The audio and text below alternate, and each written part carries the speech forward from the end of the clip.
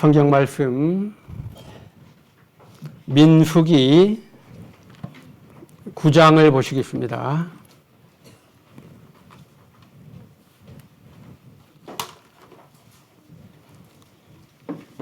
민수기 9장 17절로 23절까지 말씀을 보시겠습니다.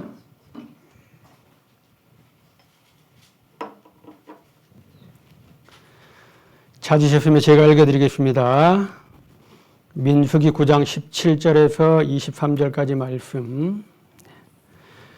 구름이 성막에서 떠오르는 때에는 이스라엘 자손이 곧 진행하였고, 구름이 머무는 곳에 이스라엘 자손이 진을 쳤으니 이스라엘 자손이 여호와의 명을 쫓아 진행하였고 여호와의 명을 쫓아 진을 쳤으며, 구름이 성막 위에 머무는 동안에는 그들이 유진하였고, 구름이 장막 위에 머무는 날이 오래일 때에는 이스라엘 자손이 여호와의 명을 지켜 진행치 아니하였으며, 혹시 구름이 장막 위에 머무는 날이 적을 때에도 그들이 다만 여호와의 명을 쫓아 유진하고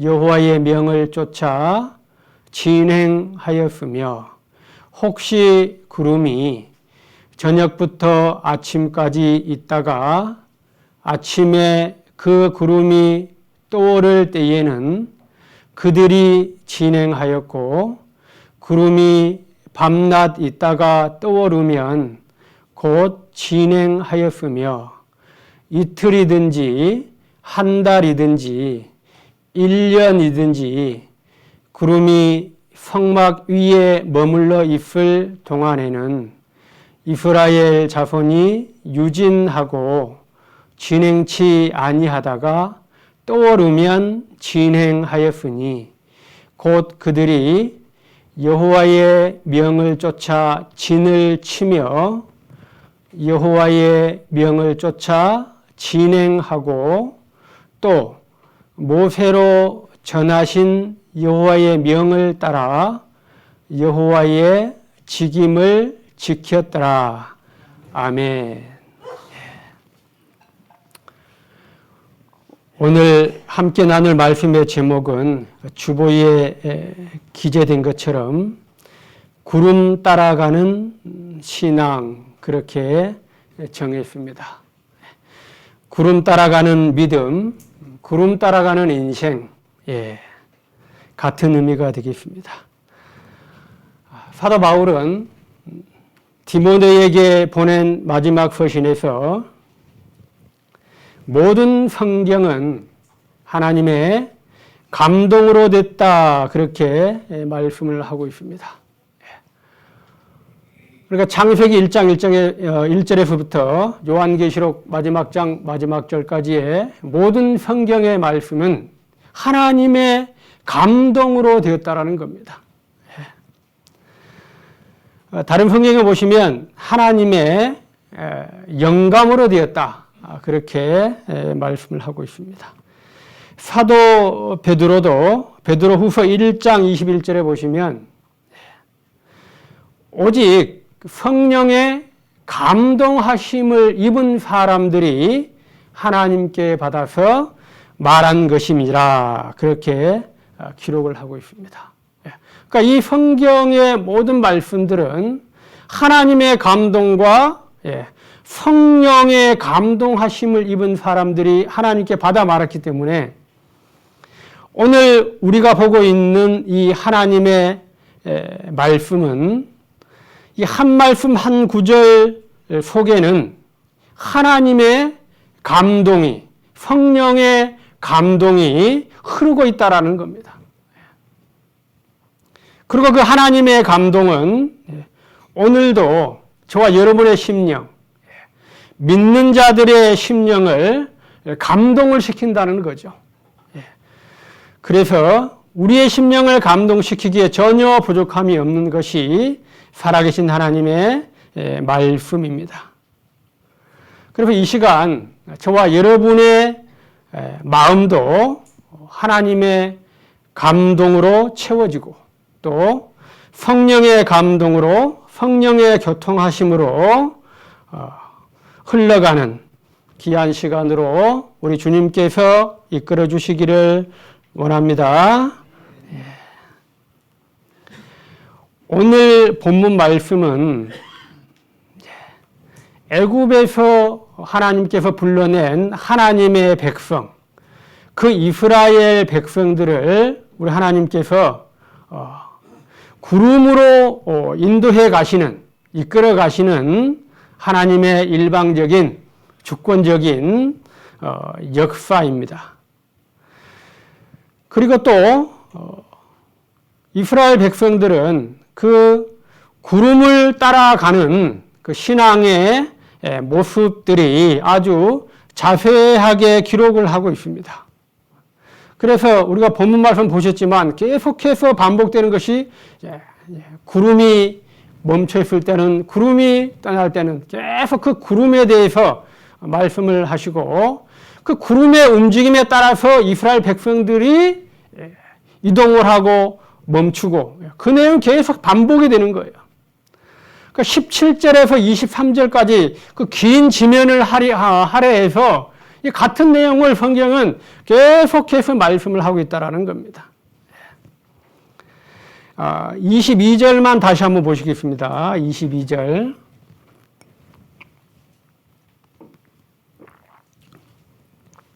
이틀이든지 한 달이든지 1년이든지 구름이 성막 위에 머물러 있을 동안에는 이스라엘 자손이 유진하고 진행치 아니하다가 떠오르면 진행하였으니. 아멘. 예. 자, 이틀이든지 한 달이든지 1년이든지 그렇게 말씀을 하고 있습니다.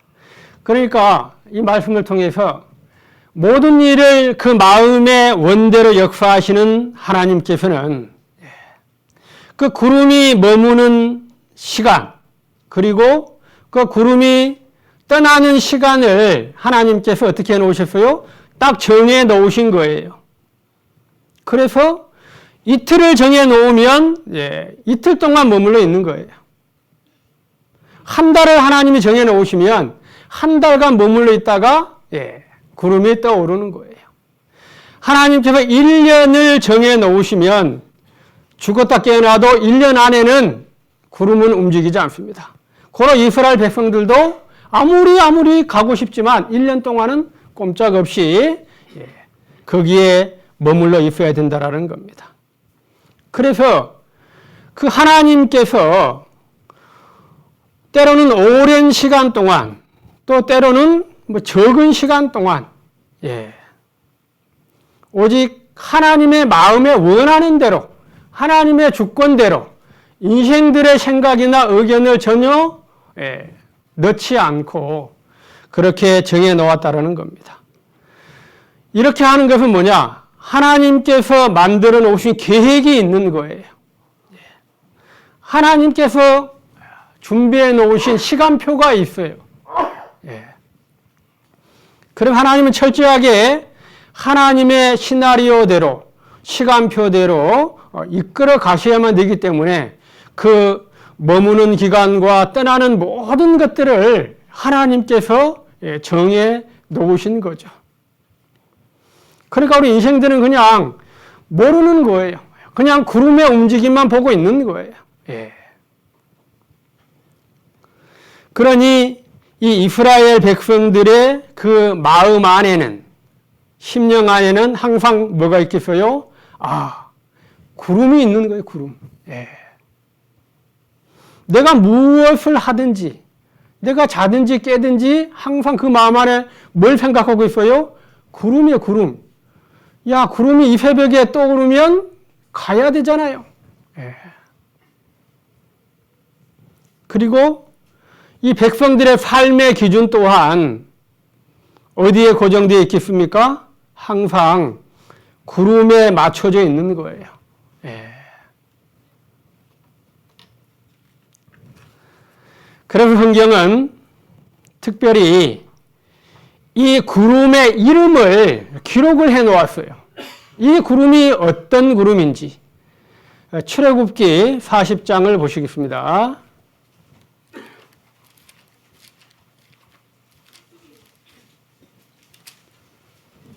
출애굽기 40장 36절을 보시겠습니다.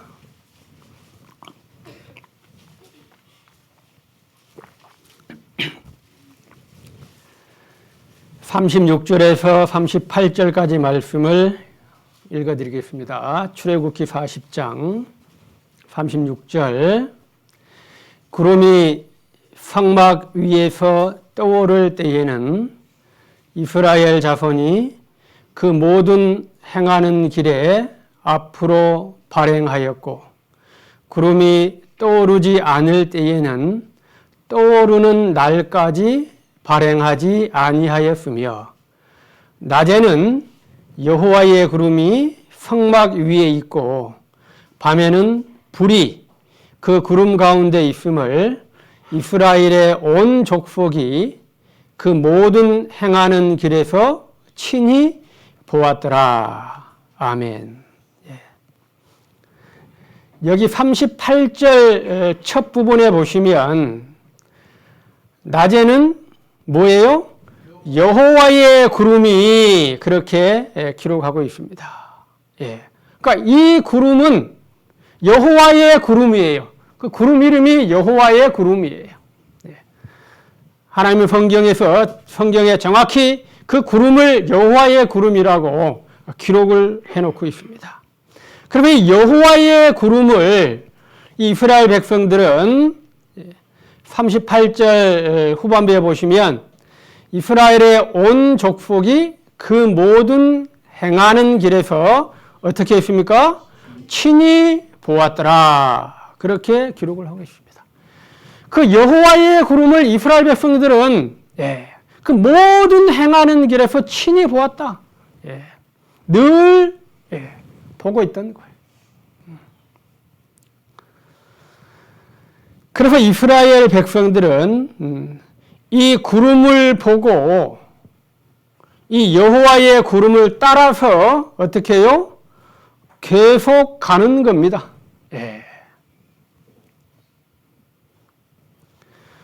오늘 저와 여러분도 인생들의 구름이 아니고 세상의 구름이 아닌 오직 여호와의 구름을 보고 가는 거예요. 이것이 신앙의 여정이에요.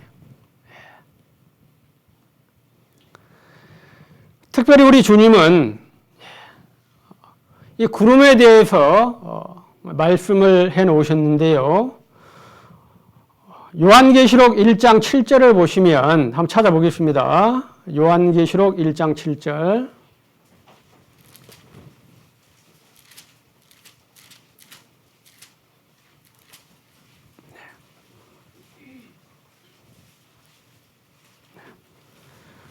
요한계시록 1장 7절입니다. 앞부분만 보시겠습니다. 볼지어다. 뭘 타고 오셔요? 구름을 타고 오시리라.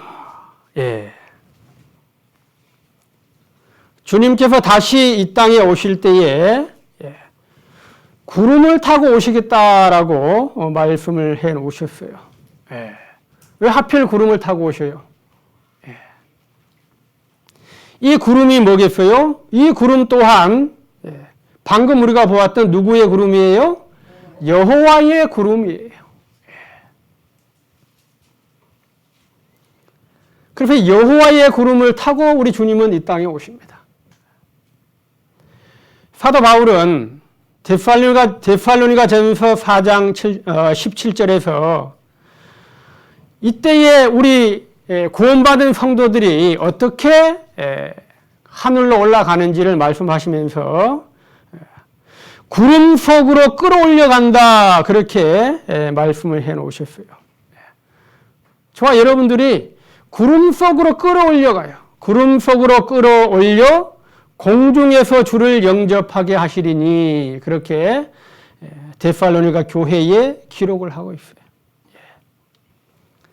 그러니까 그날에 우리 주님은 구름 타고 오시고 사랑하는 이 땅에 구원받은 성도들은 구름 속으로 끌어올려 간다 이 말입니다. 그러니까 이 구름은 저와 여러분이 구름 속으로 끌어올려가는 그 구름도 역시 누구의 구름이겠어요? 여호와의 구름이 아니겠습니까?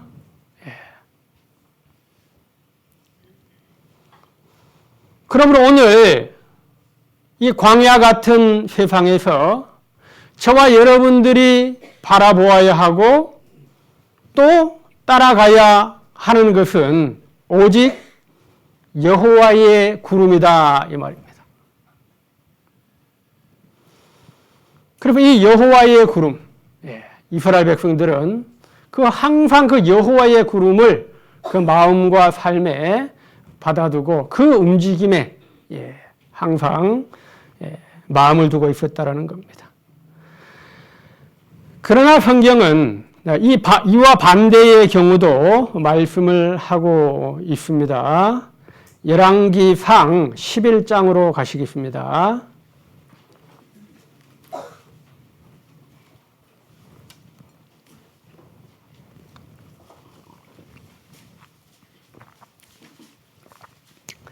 구약성경 열왕기상 11장 28절을 보시겠습니다.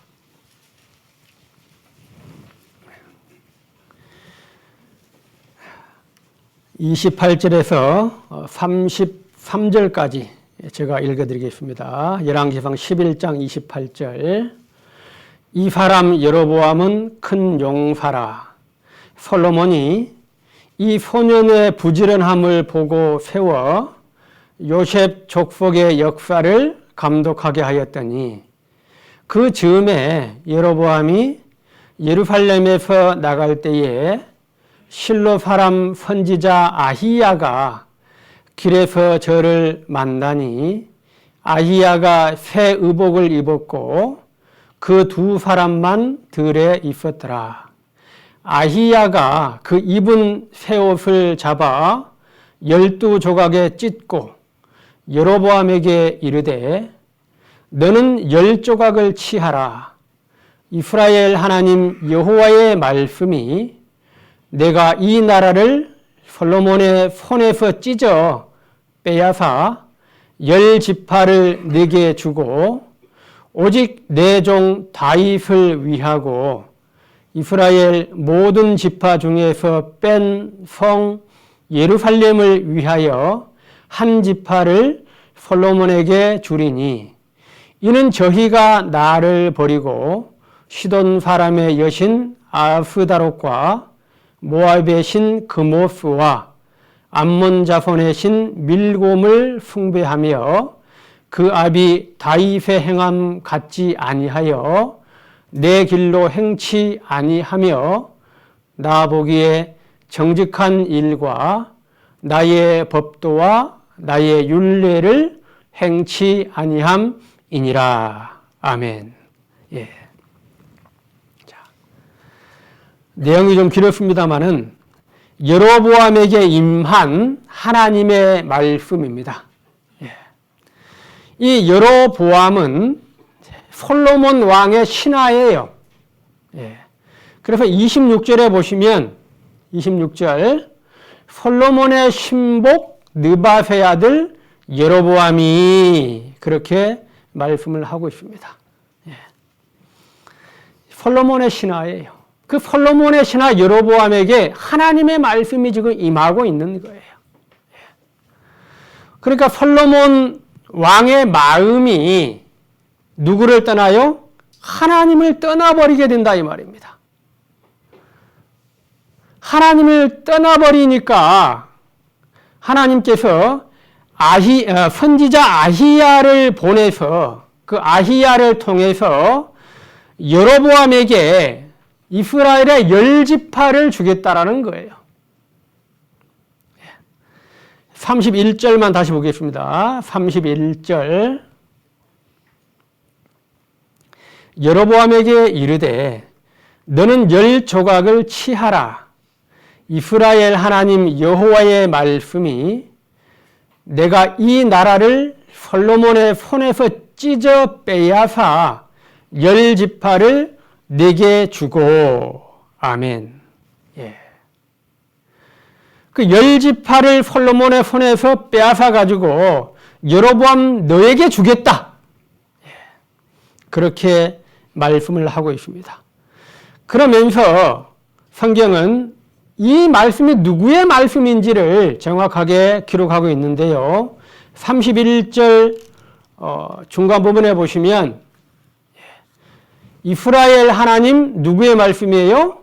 여호와의 말씀이 그렇게 기록하고 있습니다. 예. 인생들의 말이 아니고 솔로몬 왕의 말이 아니고 르호보암 왕의 말도 아니고 이스라엘 하나님 여호와의 말씀이 그렇게 기록하고 있습니다. 이것이 무엇이겠어요? 이것이 여호와의 구름이에요. 그러면 여호와의 구름이 이 여로보암에게 임한 거지요.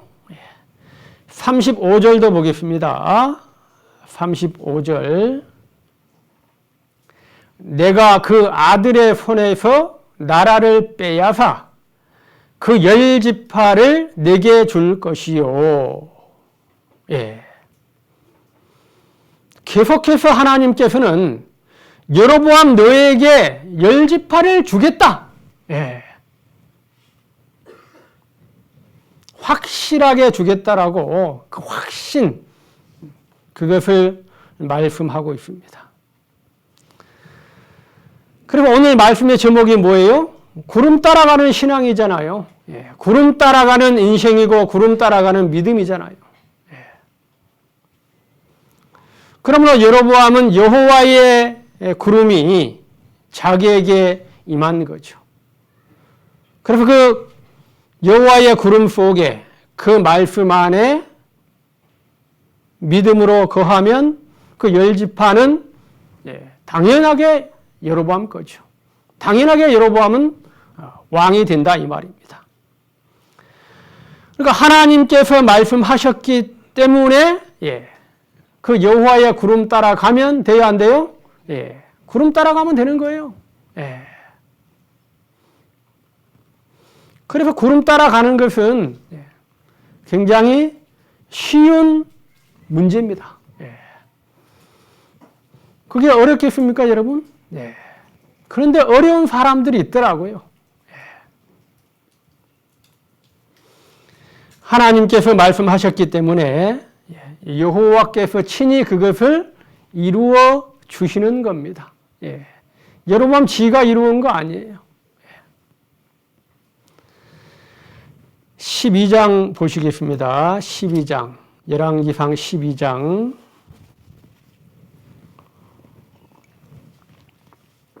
13절입니다. 13절에서 15절까지 보시겠습니다. 13절. 왕이 포악한 말로 백성에게 대답할세 노인의 교도를 버리고 소년의 가르침을 쫓아 저희에게 고하여 가로되 내 부친은 너희의 멍에를 무겁게 하였으나 나는 너희의 멍에를 더욱 무겁게 할지라. 내 부친은 채찍으로 너희를 징치하였으나 나는 전갈로 너희를 징치하리라 하니라. 왕이 이같이 백성의 말을 듣지 아니하였으니 이 일은 여호와께로 말미암아 난 것이라. 여호와께서 전에 실로 사람 아히야로 느바세 아들 여로보암에게 고한 말씀을 응하게 하심이더라. 아멘. 자, 여기는 르호보암 왕, 솔로몬의 아들 르호보암 왕이 이 솔로몬 생전에 함께 했던 그 노인들의 가르침, 노인들의 교도를 폐해버립니다. 그걸 버려버리고 자기와 함께 자라난 소년들의 그 가르침을 쫓아서 백성들에게 무거운 멍에를 지워버리죠. 이렇게 된 일이 그 르호보암 왕이 나쁜 사람이라서 그렇게 한 것이 아니다. 왜 그렇게 백성들에게 무거운 멍에를 솔로몬 왕보다 더 무거운 무게를 왜 지냐? 그렇게 하는 것은 여호와께로 말미암아 난 것이다. 그렇게 기록을 하고 있습니다.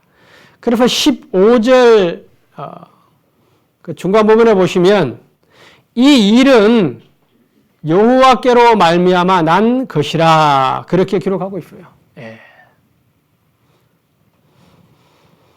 사람들의 생각은 르호보암 이놈 나쁜 놈이네. 그 백성들의 멍에를 좀 가볍게 해주고 이렇게 해야 되는데 자기 아버지보다 더 무겁게 그렇게 멍에를 지어버리고 백성들을 못 살게 하는 나쁜 놈이네. 그렇게 볼 수도 있지만 그 이면에는 하나님께서 하나님의 일을 이루어 가기 위해서 그렇게 하나님이 해 주시는 거예요.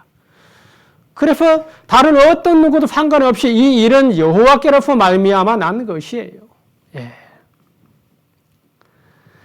그래서 15절 마지막 부분에 보시면 여로보암에게 고한 말씀을 응하게 하심이더라 그렇게 기록하고 있어요. 아까 여로보암에게 열 지파를 주겠다는 그 말씀을 이루기 위해서 하나님이 그렇게 하셨다라는 겁니다.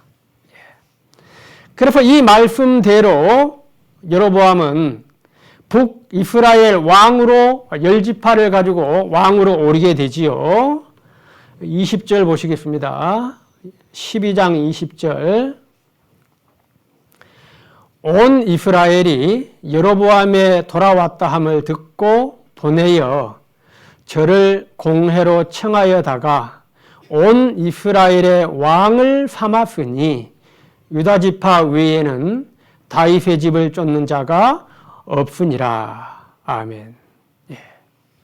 온 이스라엘의 왕이 되었어요. 여로보암이. 말씀 그대로 이루어졌잖아요. 여로보암이 자기가 그 열 지파 왕이 되기 위해서 노력한 거 있어요?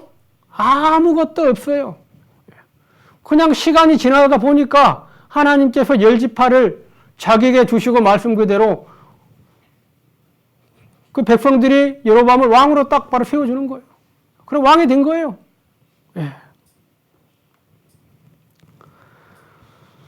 그렇게 하나님은 자기의 일을 진행하시는 거예요.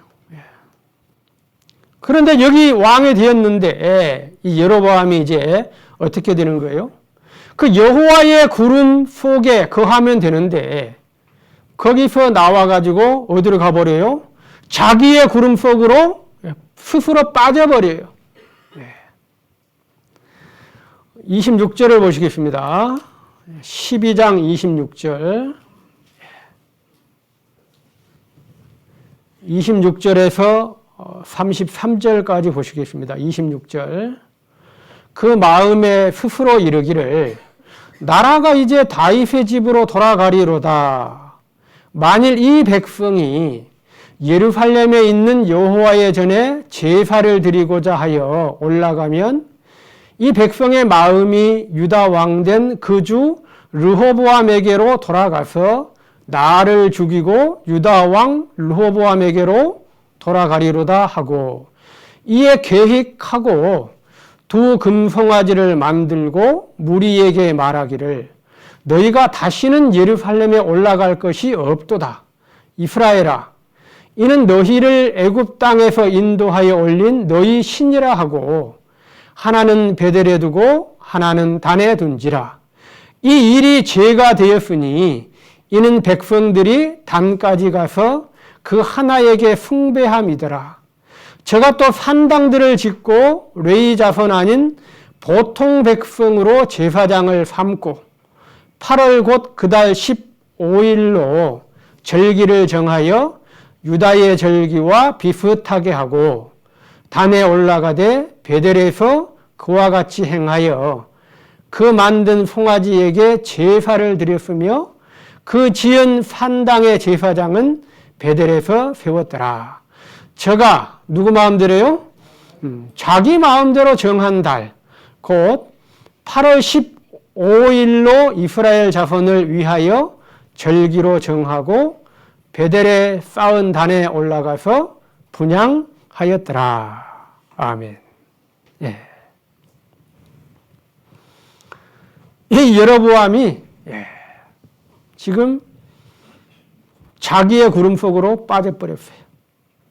그러면 26절에 보시면 26절 그 마음에 스스로 이르기를 그랬습니다.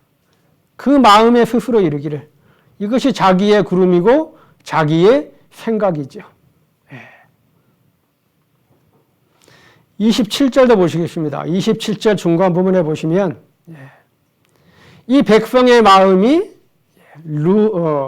유다 왕된 그 주 르호보암에게로 돌아가서 나를 죽이고 유다 왕 르호보암에게로 돌아가리로다 하고, 이 백성들을 가만히 놔두면 그 유다 왕 르호보암에게로 다 돌아가 볼 것이다. 돌아가고 또 누구를 죽여요? 나를 죽여버릴 것이다.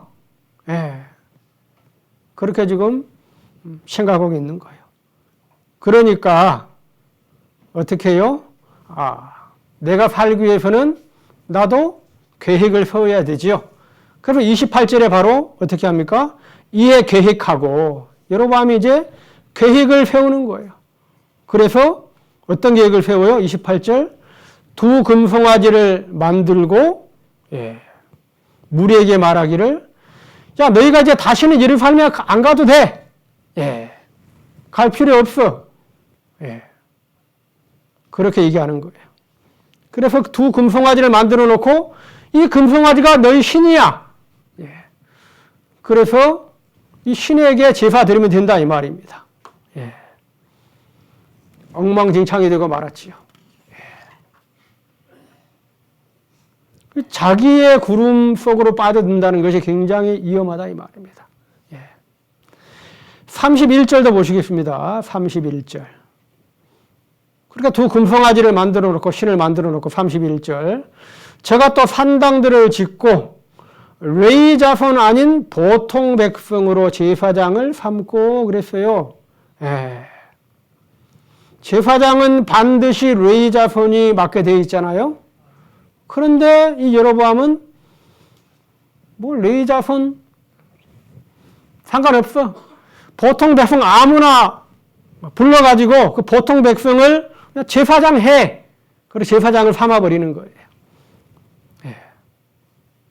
32절도 보시겠습니다. 32절.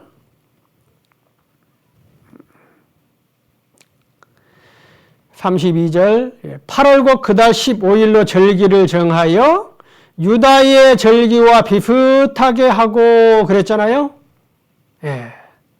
그 절기도 누가 정해요? 자기가 정한 거예요. 여로보암이 절기를 정해가지고 어떻게 해요? 유다의 절기와 비슷하게 만든 거예요. 인생들의 구름 안에는 늘 이것들이 있어요. 비슷하게 만드는 거. 제3자가 보면 진짜 같이 그렇게 만들어버리는 거예요. 그렇게 만들어 놓고 32절 후반부에 보시면 그 만든 송아지에게 제사를 드렸으며 그랬어요. 송아지에게 제사 드려라. 그리고 33절도 보시겠습니다. 저가 자기 마음대로 정한 달, 곧 8월 15일로 이스라엘 자손을 위하여 절기를 정하고 그랬습니다. 자기 마음대로 달도 정하고 절기도 정하고, 이것이 자기 마음대로 하는 신앙이에요. 여호와의 구름 따라가는 신앙하고는 완전히 반대의 모습이죠.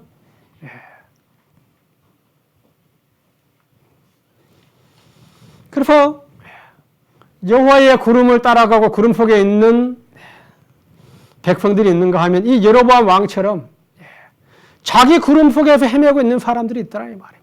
엉망진창이 되어버리다 이 말이에요. 완전하게 하나님을 배반해버리고 하나님을 완전히 멸시해버리는 그런 상황으로 와버리고 말았습니다. 사도행전 8장도 보시겠습니다. 사도행전 8장.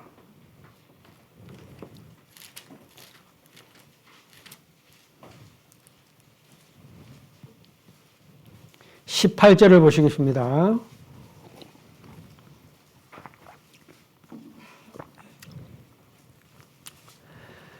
사도행전 8장 18절에서 21절까지 말씀을 보시겠습니다. 18절 시몬이 사도들의 안수함으로 성령 받는 것을 보고 돈을 들여 가로되 이 권능을 내게도 주어 누구든지 내가 안수하는 사람은 성령을 받게 하여 주소서 하니 베드로가 가로되 네가 하나님의 선물을 돈 주고 살 줄로 생각하였으니 내 은과 네가 함께 망할지어다. 하나님 앞에서 내 마음이 바르지 못하니 이 도에는 네가 관계도 없고 분깃될 것도 없느니라. 아멘. 예. 자, 여기는 마술사 시몬에 대한 내용이 자세하게 기록이 되어 있는데요. 9절을 보시겠습니다. 9절. 예. 그 성에 시몬이라 하는 사람이 전부터 있어 마술을 행하여 사마리아 백성을 놀라게 하며 자칭 큰 자라 하니. 예. 마술사 시몬이 어떤 사람인지를 소개를 하고 있는 거잖아요. 예. 그래서 이 마술사 시몬은 마술을 행하여 그 사마리아 백성들을 엄청나게 놀라게 만드는 능력이 있다 이 말입니다. 그래서 자칭 큰 자로 그렇게 백성들에게 여겨지고 칭송받는 사람이다 이 말입니다. 그런데 이 사마리아에 이제 빌립이 내려와서 하나님 말씀을 듣고 또 이제 베드로와 요한이 와서 세례를 베풀자 그 성령이 임하는 그 놀라운 역사가 일어납니다. 그래서 이 마술사 시몬이 이 베드로와 요한이 안수를 하자 이 백성들이 성령이 임하고 막 그러고 보니까 자기에게는 그런 능력이 없는데 엄청난 능력을 지금 보고 있는 거예요. 그걸 보면서 이제 욕심이 나잖아요. 야, 나도 저 사람들처럼 그런 능력을 갖고 싶은 거죠. 그러면서 베드로와 요한에게 뭘 드렸어요? 18절에 보니까 돈을 드려 그랬죠. 돈. 돈을 주면서 내게도 당신들이 가지고 있는 권능을 주라. 돈 주고 사고 싶다. 그렇게 이야기를 합니다. 그러니까 이 마술사 시몬은 자기의 필요를 위해서 수단과 방법을 동원하는 사람입니다. 그러니까 이 사람은 진정 하나님을 만나고 싶은 마음이 없는 사람이에요. 단지 자기의 욕구, 자기의 필요를 위해서 하는 거예요. 그래서 돈을 주고 그걸 사고 싶은 거죠. 그렇게 얘기를 하니까 베드로 사도가 21절 보시겠습니다. 21절. 하나님 앞에서 내 마음이 바르지 못하니 그랬어요. 내 마음이 바르지 못하다. 그러면서 21절에 보시면 바로 앞에 하나님 앞에서라는 그 말씀을 사도 베드로가 하고 있는 거예요. 하나님 앞에서 내 마음이 바르지 못하다. 그래서 이 하나님 앞에서 6글자가 바로 진리의 말씀이죠. 그러니까 이 하나님 앞에서 이 말씀은 모든 기준과 모든 근본적이고 본질적인 것은 하나님 앞에서 결정이 되고 하나님 앞에서 적용이 된다라는 겁니다. 그러니까 내가 드려지는 믿음도, 내가 가지고 있는 믿음도, 내가 하는 봉사도, 내가 하는 헌신도, 내 심령의 상태도 항상 그 기준은 어디예요? 하나님 앞에서가 기준이 된다 이 말입니다. 하나님 앞에서. 그래서 그 하나님 앞에서 이런 모든 것들이 진행되고 이루어져야 된다라는 거지요. 그런데 이 마술사 시몬은 그 기준과 그 근본이 누구 앞에서? 사람 앞에서. 자기의 필요를 따라서 자기 앞에서 그렇게 하고 있는 거예요. 그래서 베드로가 내 은과 함께 망할지어다. 그렇게 말씀을 하고 있습니다. 4장도 보시겠습니다. 사도행전 4장.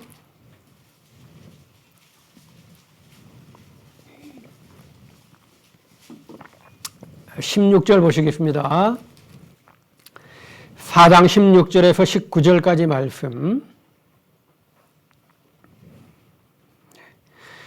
이 사람들을 어떻게 할꼬? 저희로 인하여 유명한 표적 나타난 것이 예루살렘에 사는 모든 사람에게 알려졌으니 우리도 부인할 수 없는지라. 이것이 민간에 더 퍼지지 못하게 저희를 위협하여 이후에는 이 이름으로 아무 사람에게도 말하지 말게 하자 하고 그들을 불러 경계하여 도무지 예수의 이름으로 말하지도 말고 가르치지도 말라 하니 베드로와 요한이 대답하여 가로되 누구 앞에서? 하나님 앞에서 너희 말 듣는 것이 하나님 말씀 듣는 것보다 옳은가 판단하라. 아멘. 그러니까 이 사도 베드로와 요한이 그 예수의 이름으로 엄청난 능력을 행사하고 예수의 이름을 선포하니까 이 예루살렘의 간원과 장로와 서기관들이 다 모였지요. 모여가지고 베드로와 요한을 보고 16절 마지막 절에 보니까 우리도 부인할 수 없는지라 그랬죠. 우리도 부인할 수 없다. 자기들도 보니까 이거 부인할 수 없겠구나 그런 거예요. 그러니까 사도들이 예수 그리스도의 이름으로 행한 모든 표적들을 부인할 수가 없다라는 거죠. 그런데 그렇게 시인할 수밖에 없는 이유가 바로 앞에 나오는데요. 16절 중간 부분부터 보시겠습니다. 표적 나타난 것이 예루살렘에 사는 모든 사람에게 알려졌으니 그랬습니다. 그러니까 이 간원과 서기관과 이 사람들이 부인할 수 없는 것은 단순히 그 사실이 다른 사람들에게 알려져 있어가지고 부인할 수 없다라는 거잖아요. 그러니까 자신들의 마음이 변화된 것이 아니고 사람들이 그렇게 가니까 그렇게 된다 이 말입니다.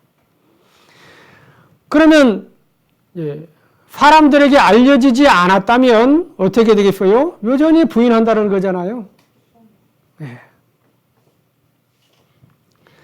그래서 이제 이 간원과 서기관들이 이제 사도들을 부릅니다.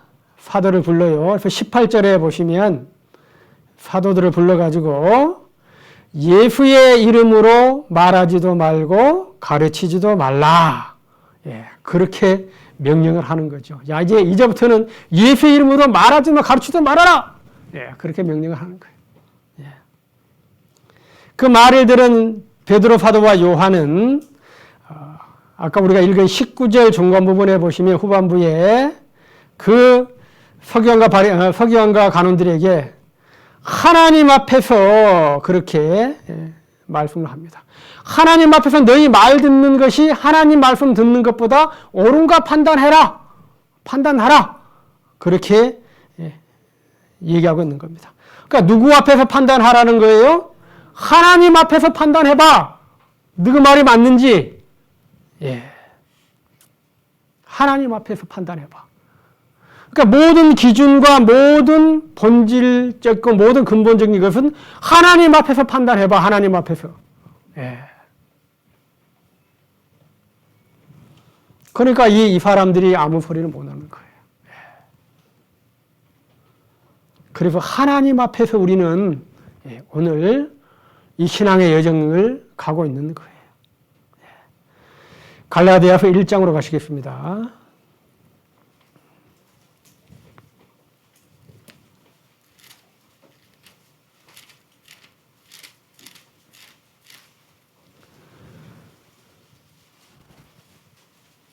갈라디아서 1장 20절을 보시겠습니다.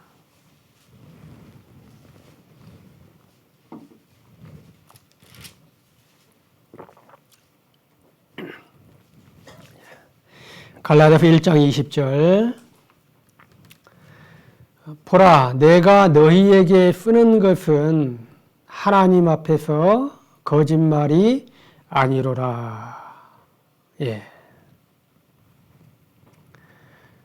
바울이 갈라디아 교회에 서신을 보냈어요.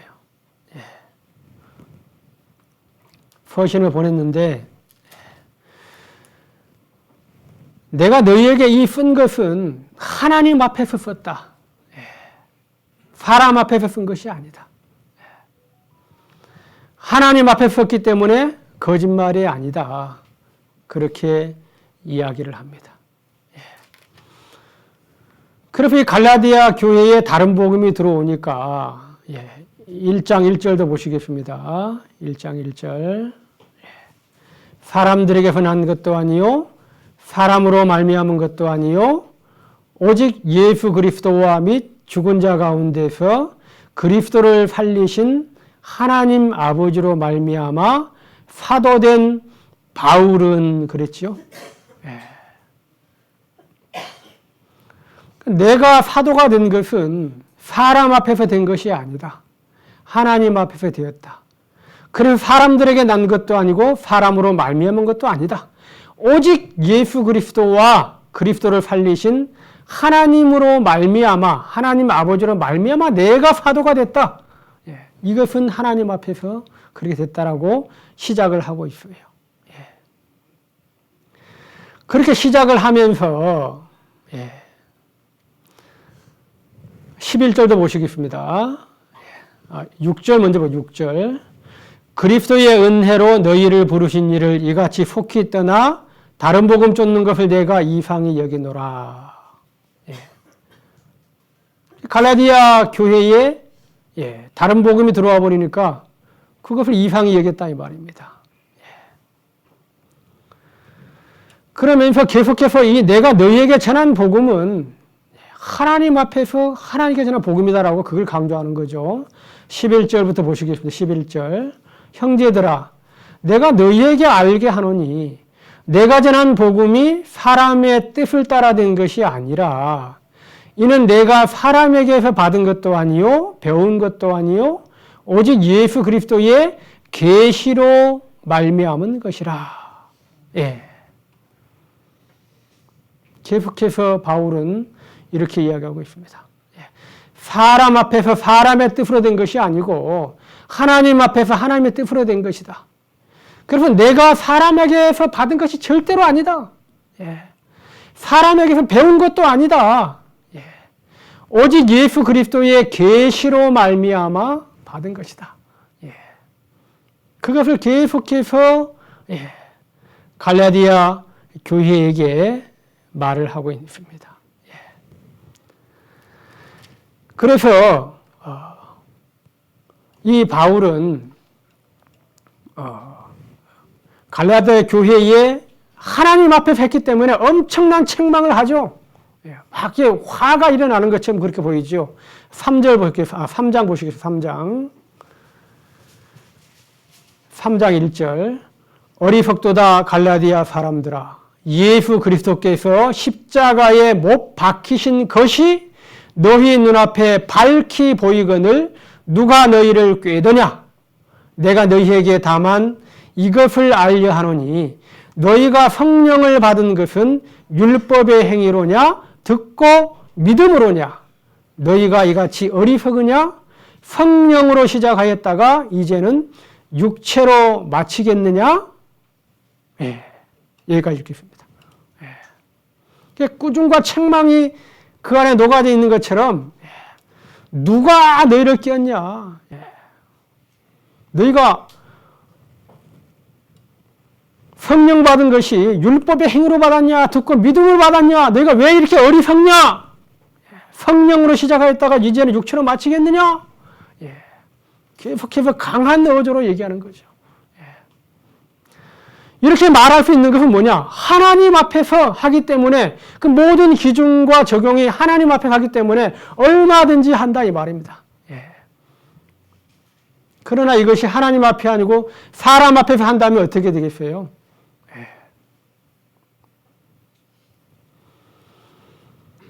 그래서 바울은 이 갈라디아 교회에 아까 1장 20절에 우리가 읽었던 것처럼 보라 내가 너희에게 쓰는 것은 하나님 앞에서 내가 썼다. 하나님 앞에서 했기 때문에 거짓말이 아니고 참말이다. 그렇게 말씀을 했다라는 겁니다. 자, 그래서 여호와의 구름을 따라가는 신앙은, 구름을 따라가는 믿음은, 구름을 따라가는 인생들은 누구 앞에서 가는 거예요? 하나님 앞에서 가는 거예요. 사람 앞에서 가는 것이 아니에요.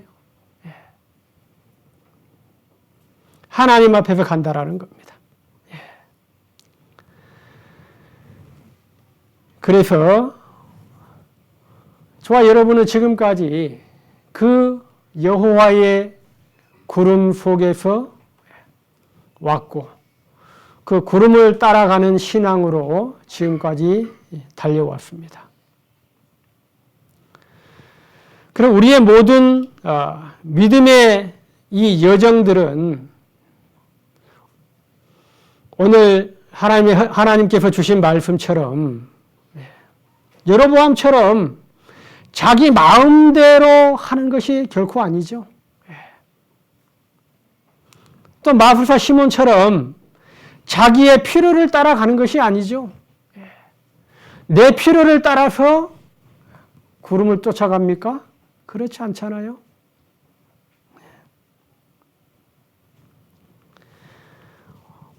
오직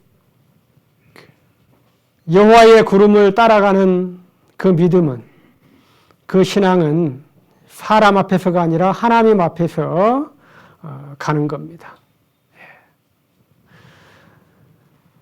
그래서 오늘 구름 따라가는 신앙, 그것은 하나님 앞에서 그렇게 가는 겁니다. 그래서 우리가 앞에서 보았던 그런 사람들처럼 그렇게 하지 아니하고 오직 저와 여러분의 모든 것들이, 삶과 모든 심령이 하나님 앞에서 드려지고 걸어가는 그런 삶이 되도록 우리 주님께서, 주님의 성령께서 지금까지 이끌어 오셨고 또 주님 배우는 그날까지 그렇게 이끌어 가실 겁니다. 그래서 저와 여러분의 남아있는 모든 삶과 모든 믿음의 여정들은 여호와의 구름을 따라가는 그 여정이라는 것을 오늘 함께 나누어 보았습니다. 그 여호와의 구름을 따라가는 것은 사람 앞에서가 아니라 하나님 앞에서 드려주고 하나님 앞에서 하나님으로 인하여 그렇게 달려가고 이끌어 간다라는 겁니다. 그리고 지금까지 하나님께서 우리를 그 여호와의 구름으로 인도해 주신 것처럼 그 인도하신 방향을 따라서 우리도 구름 따라 가는 신앙으로 달려왔습니다. 더욱더 하나님께서 저와 여러분의 심령을 더 많이 주장해 주셔서 오늘 말씀의 제목처럼 구름 따라가는 신앙으로, 구름 따라가는 인생으로, 구름 따라가는 믿음으로 더욱더 이끌어 주시기를 간절히 빌고 원합니다. 기도드리겠습니다.